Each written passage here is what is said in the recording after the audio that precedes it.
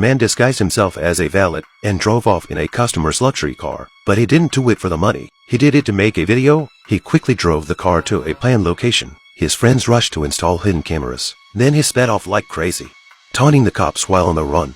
Soon, he reached a bridge. He aimed the car at a ramp set up in advance. The car flew off the bridge. Jack opened his parachute at the perfect moment. His friends captured every second on camera. The politician's car was totaled. This was Jack's message to the politician. Stop messing with how young people live. Cocky Jack thought no cop could catch him, but he had no idea. He was already on the radar of NSA Director John. John waited until Jack's team held a party, then took them all down in one move. Jack was arrested on the spot. When he woke up again, he found himself in a fancy restaurant, but things felt off. None of the customers were eating. The waitress was wearing heels that didn't fit. That made Jack suspicious. Suddenly, the customer next to him stood up and pulled a gun to rob the place. He even pointed the gun at Jack and mocked him. That pushed Jack over the edge. He snatched the gun and took down the robbers with ease. His slick moves impressed John, who was watching. John walked over to introduce himself, but Jack cut him off, calling the test full of fools. It said a real stockbroker wouldn't read the Financial Times during lunch, and no waitress would wear heels for service. Her feet would be destroyed. Also,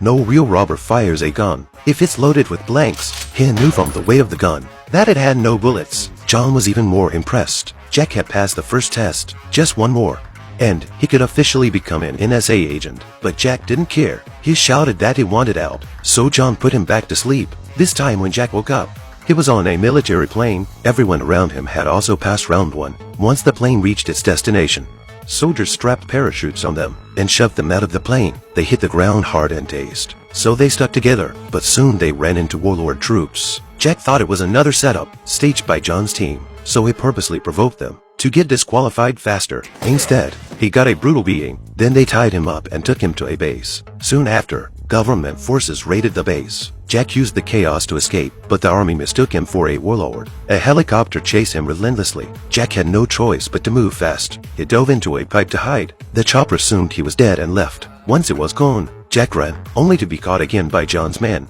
This time, Jack lost it and beat up the agent who came for him. John showed up and calmed him down. He told Jack he ranked #1 in the test. If Jack helped the NSA with one mission, all his past crimes would be wiped clean. His teammates would also be pardoned. If he refused, he'd spend the rest of his life in prison. Jack was smart. He knew exactly what to choose.